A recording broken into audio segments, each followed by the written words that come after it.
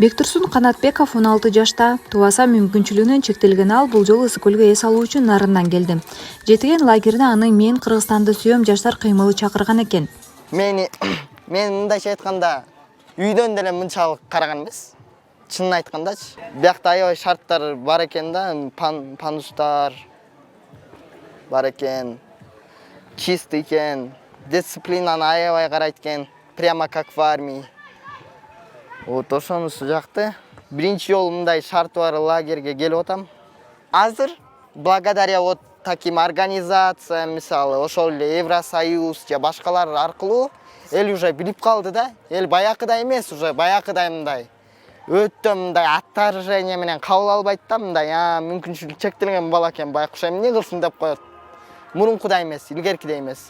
Бектурсундан сырткары Бостур айылындагы жайкы лагерге 8 жаштан 17 жашка чейинки 120 бала келди. Алардын 20сы ата-энесинен эрте айрылган, 20 бала мүмкүнчүлүгү чектелген жана дагы 80 баланын эс алуусун өз ата-энелери каржылап берген. Вот здесь Ирада будет рисовать, да? Да, давай. Инклюзивдүү өзгөчө лагерде балдар интеллектуалдык өнүгүү боюнча оюндарды ойноп, чыгармачыл студияларды иш алып барып жатты. Ошондой эле компьютердик сабаттуулук боюнча да сабактар өтүп жатты. Лагердин катышуучусу 11 жаштагы Акыл Айдин уулу буга чейин мүмкүнчүлүгү чектелген балдар менен ойноп, алар менен баарлашып да көрбөгөнүн айтат. Эми ал лагерден көп дос күткөн. По вечерам новости.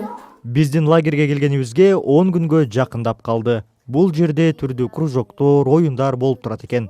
Бардыгы бар. Мисалы, бул лагердин өзүнүн валютасы бар. Ал JET деп аталат. Аны менен биз бизнес ачып, өз ишибизди жүргүзгөндү үйрөндүк.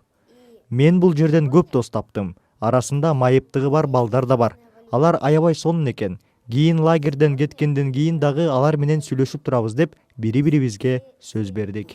Все 4 лиги. Всем привет, Житыген, с вами я Камила, самая лучшая ведущая на районе, подопечная Нурсултана.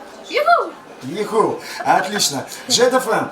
Лагердин ичинде иштеп, күндө кызыктуу окуяларды чагылдырып турган жергиликтүү радио балдардын көбүн кызыктырды. Анда лагердин жашоосунан алынган жаңылыктар айтылып, жагымдуу музыка эс алууда жүргөн балдардын маанайын көтөрүп турду. Ал эми музыка сабагында балдар лагердин соңунда өтө турчу жыйынтыктоочу гала концертке даярдык көрүп жаткан учуру.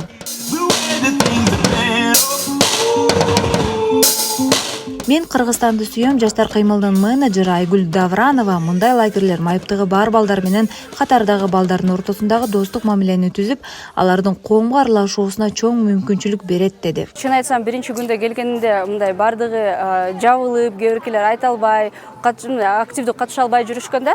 Бирок экинчи, үчүнчү күндө балдардын бардыгы бири-бирине көнүшүп, бири-бири менен жардам беришип, кайра активдүү ойношуп, футбол ойношот, баскетбол ойношот. Мисалы үчүн бизде дискотекадагы болгондо бул күндөрү дискотекада бири калышып, бири-бирин колдоп дайыма бири жүрүшөт да.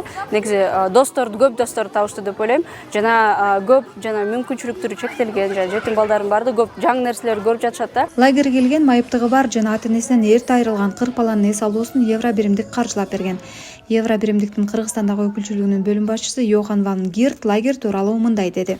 So in practice what it means, it is a group of vulnerable kids. Биз майыптыгы бар балдардын инклюзивдик билим алышы үчүн бардык мүмкүнчүлүктөрдү түзүүгө аракет кылдык.